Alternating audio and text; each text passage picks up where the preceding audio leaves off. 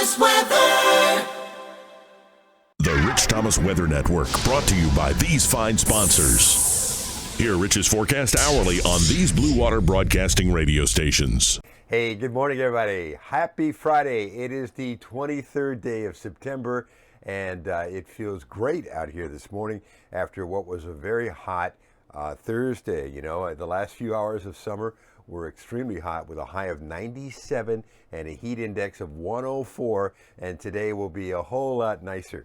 Today, temperatures in the 80s, much lower humidity. I feel a nice breeze out here this morning.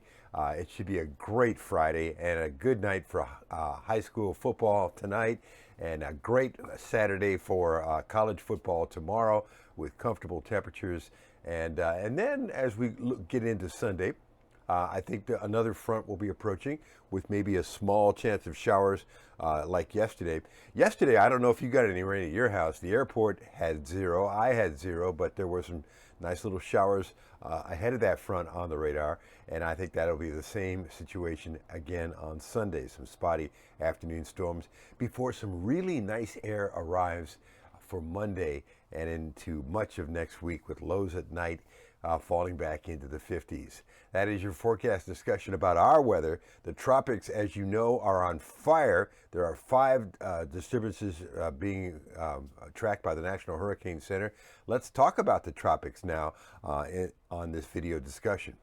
Here is textbook major hurricane Fiona just west of Bermuda this morning. It will have a major impact on the Canadian Maritime provinces tomorrow, probably the most devastating ever in history. And the cone of uncertainty even includes Greenland. I don't think I've ever seen that.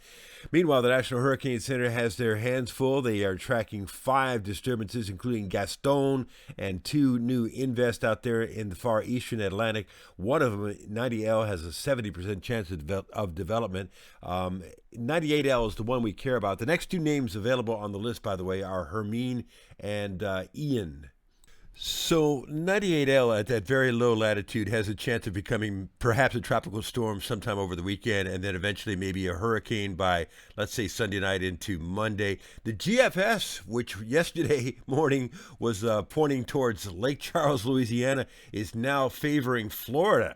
Very interesting development there. And so it now agrees with the other major global model, the European, which has been very consistent with more of a Florida track over the next few days. Don't take this to the bank yet. We still don't have a system that has formed, so the models still could fluctuate quite a bit. But right now, the major models are favoring the peninsula of Florida. We'll see.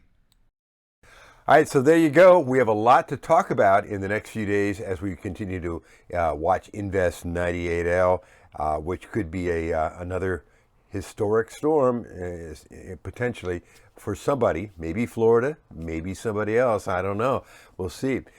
This morning, everything is normal, which includes live on the radio, 6 to 9, News Talk 93.1. Find us on TV. Watch us on CBS 8 and ABC 32. There'll be another blog update for you tomorrow and Sunday morning. Early in the morning, I get up way before dawn and produce a blog update for you, and your forecast whenever you want it across the dial on the Blue Water family of stations.